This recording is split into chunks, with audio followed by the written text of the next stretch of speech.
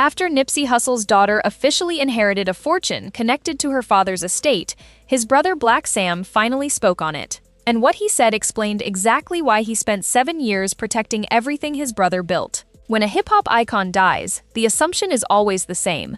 The money disappears, the businesses collapse, and within a few years there's nothing left but the music.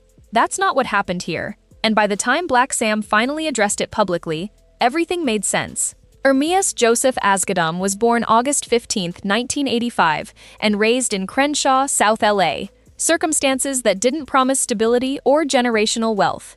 As a teenager, he was affiliated with the Rollin' 60s Crips, but something in him was different from the start. He was a reader, a thinker, absorbing ideas about ownership and independence at an age when most people around him weren't. In 2004, at 19, he traveled to Eritrea, his father's home country, and came back changed, talking about it as the moment that clarified his responsibility to a community that had been stripped of economic power for generations. He called his philosophy, "all money in, no money out," not a slogan, a daily operating standard that governed every deal he made and every dollar he reinvested. When Epic Records signed him in 2008 and then ran into trouble, Nipsey didn't chase another label deal. He walked away and built his own. In 2010, he launched All Money In and released The Marathon, giving the world both music and a brand identity that would outlast him by decades. In 2013, he priced his Crenshaw mixtape at $100 a copy and sold out immediately, Jay-Z buying 100 copies himself, proof that a direct relationship with a loyal fan base was worth more than 1 million streams of something he didn't own. In 2017, he opened Marathon Clothing on the corner of Crenshaw and Slauson, a smart store built with an app connecting customers to exclusive content.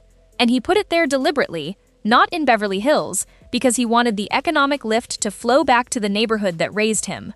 That same year, he signed a distribution deal with Atlantic Records that let him keep full control of All Money In and his entire roster, a structure that let him retain his royalties, his publishing, and his masters, something almost no artist manages to hold on to.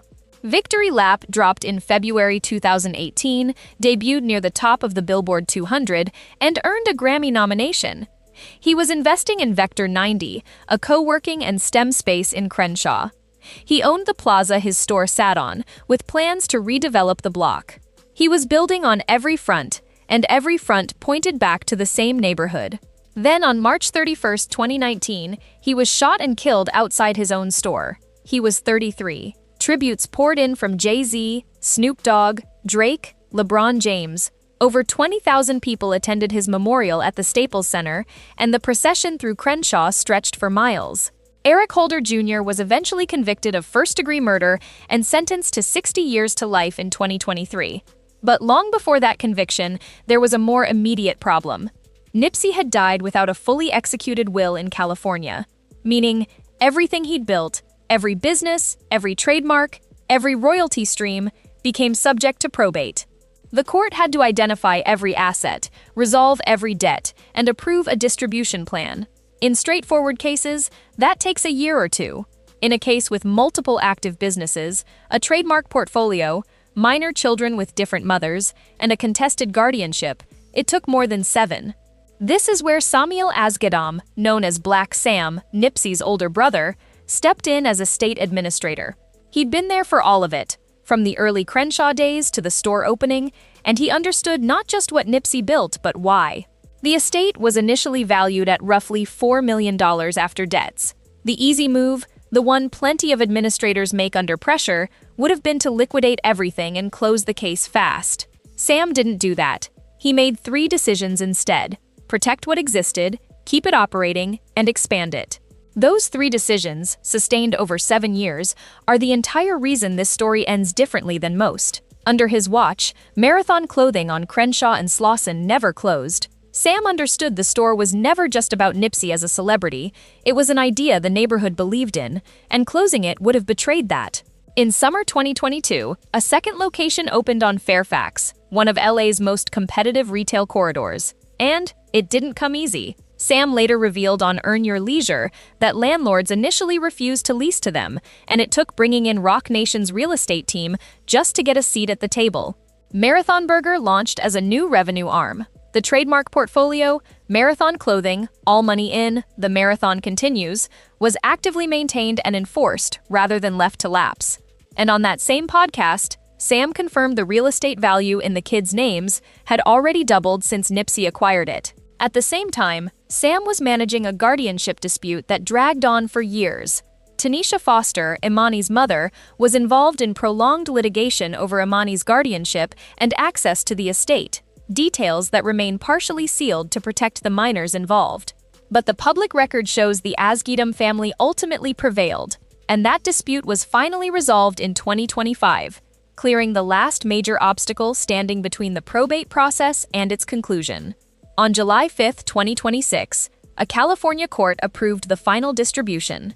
The estate, now valued at approximately $11 million, was split equally between Imani Asghedom and Cross Asghedom. Lauren London, Cross's mother, signed documentation confirming her son had received his share. The specific dollar allocations remain sealed, but the categories of what was transferred are public. And this is where the real story is, because most people hear $11 million split between two kids and picture a trust fund sitting untouched in an account. That's not what this is. The estate included 100% ownership interest in Marathon Clothing Inc., 100% membership interest in All Money In, full interest in Marathon Studios and Marathon Touring, additional business entities, and the complete trademark portfolio. Imani and Cross didn't receive a one-time payout. They received ownership of active businesses and intellectual property that keep generating revenue, royalties still paying out from the music catalog, stores still operating, trademarks still producing licensing income. Assets built to produce wealth for decades, not a lump sum that gets spent down. Because both children are still minors, guardian oversight remains in place. Lauren London holds sole guardianship over Cross's share, while Black Sam and the Asghedom family manage Imani's. That structure exists specifically to prevent the kind of mismanagement that has quietly erased so many celebrity estates before the next generation was old enough to protect what they'd been given. It's the same structure Nipsey himself would have wanted, built for a future that outlasted his own presence. When Black Sam finally spoke on the record about it, he kept returning to one theme. When I say we own it, it's in Hustle's kids' names and their trust funds, so they know when they get older. This is something their father worked for and that they own. He told Earn Your Leisure that having a brick-and-mortar business you can pass down through the family is what actually matters. He told CBS News the Marathon brand was built to inspire and motivate, and that continuing that spirit is always a blessing. None of that is about a number. It's about purpose. And that distinction is exactly what made his stewardship of this estate stand out in a landscape where estates routinely collapse into legal disasters. Nipsey spent his career arguing that ownership was the only thing that created wealth that actually lasted. Not income, not streams, not endorsement checks. He used to point out that when an artist tells 10 million people to follow them on a platform, they've just added real value to a company they don't own a piece of. He refused to play that game. He kept his masters. He kept his publishing. He bought the block his store sat on so he wouldn't be a tenant in the neighborhood he was trying to build. And now, because Black Sam protected those structures through 7 years of courts, disputes, and slow-moving legal process, Imani and Cross are inheriting exactly what their father intended. Ownership that compounds, the kind that passes down through generations the way he always said it should. That's the real legacy here. Not just Victory Lap, as great as it is. Not just the store on Crenshaw, as significant as it is to South LA. It's the proof that it's possible to die without a will and still have your children inherit something real, as long as the right person is protecting it with patience and the right values.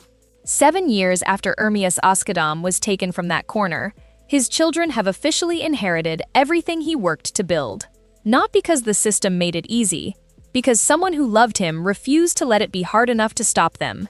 Drop your thoughts in the comments on what Black Sam did with this estate.